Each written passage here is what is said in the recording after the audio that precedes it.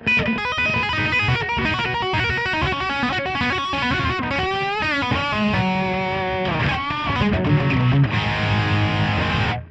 right, everybody, you just caught me practicing a little bit of my two-hand tapping technique.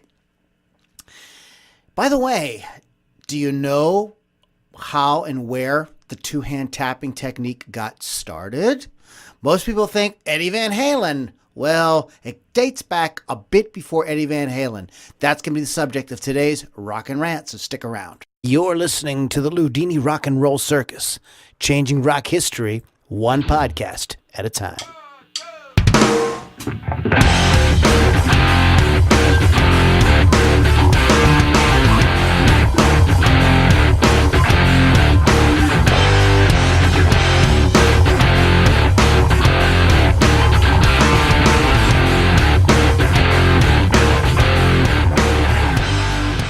All right, everybody, welcome back to the Ludini Rock and Roll Circus, Rockin' Rant. I believe this is Rockin' Rant 18 already. So you can find out all about that by going to LudiniRockandRollCircus.com. That is our super fantastic, excellent, amazing website that has all your Ludini needs will be met there with wild exhilaration and anticipation. It's a lot of fun. Great shows like the Ludini Hard Rock and Metal Circus, which goes live every Tuesday on Rock Rage Radio.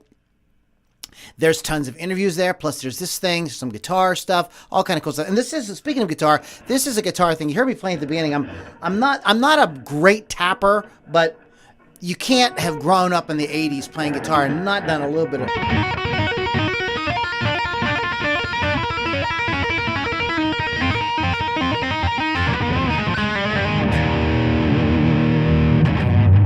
Okay, a little bit of that, a little something. But a lot of people feel or would say that their first experience with two-hand tapping came from Edward Van Halen and, of course, Eruption. You know, the guitarist's rise to manhood. You know, you have to learn at least some of Eruption. At least at that time you did. But actually, the technique dates back way. Let me get my notes up. Sorry if I'm looking away from the screen for a second. Here we are. Let me get my notes up. The technique actually dates back pretty far. First of all, it's not all that crazy of an idea. If you think about a guitar player, a guy sitting down, he's playing the guitar, maybe he's practicing 3, 4, 5 hours a day. He's getting pretty good at it. He knows that you can do this.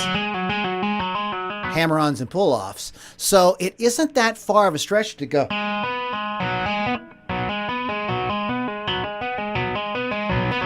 Yeah, we need more distortion. It isn't really that big of a stretch. I suspect that tapping on the neck of the guitar was probably one of the first things that happened on the guitar once people, you know, were comfortable with strumming and plucking single notes and finger picking or whatever, that tapping probably wasn't all that far behind. Now, there is a classical connection to this technique with the violinist Paganini.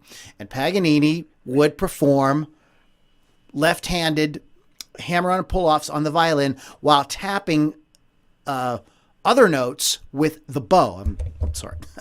I'm trying to do a violin technique. I'm not a violinist at all, but I imagine it would be, if you're looking at me, I have the left hand up and I would say the right hand would have the bow and he would tap against the neck the neck of the violin to get additional notes to play, more intricate or involved arpeggios and things like that. So we're already way before Van Halen when we're talking about Paganini. As far as guitar goes, it is known that the jazz guitarist Tal Farlow used two-hand tapping.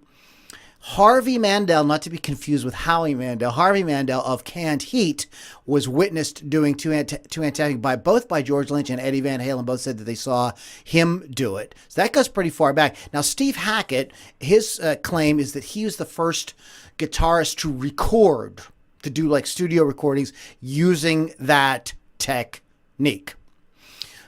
Recently, a couple of people have called into Eddie Trunk's show and said that they saw Ace doing it, like in the early 70s. So it's not, it's really not all that unusual of a thing. What really popularized it is Eddie's sound. When you have a sound,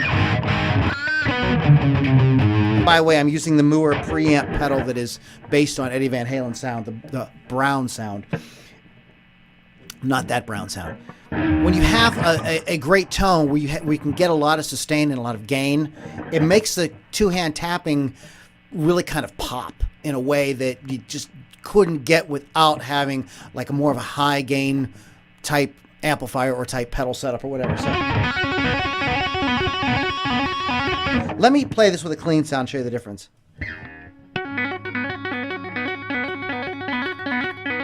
It's cool, but it doesn't have the same impact as...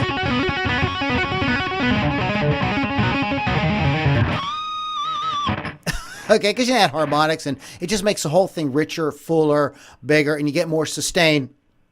And it gives your it gives you the ability to actually do more.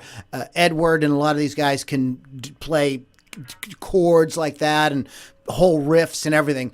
And it really was the advent of the high gain sound, which, by the way, Edward Van Halen is responsible for as well, that really popularized the two-hand tapping on the neck technique by many other artists going down the line.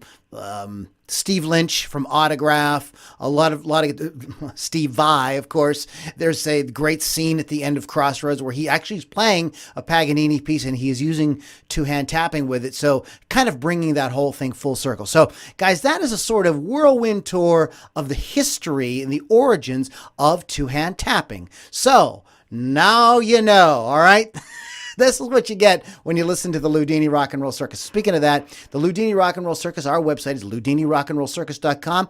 If you would like to party with me live while I'm doing these rock and rants and some of our other stuff, you can go to my inner circle. Get in my inner circle. I'm actually recording this live in my inner circle group on Facebook, and then it gets edited down and put up in all the places. But there's people hanging out with us live, and we talk before and after. It's a very cool thing, and you can get more information about that at loulombardimusic.com/inner circle, and along with that you get some exclusive music. There's some stuff that you can't get anyplace else, cover releases and things like that. So check all that at loulombardimusic.com/inner circle. All right, guys, thanks for hanging out. I love it. Get those two-hand fingers, two-hand tapping fingers going, and I'll catch you guys all on the next Loudini Rock and Roll Circus.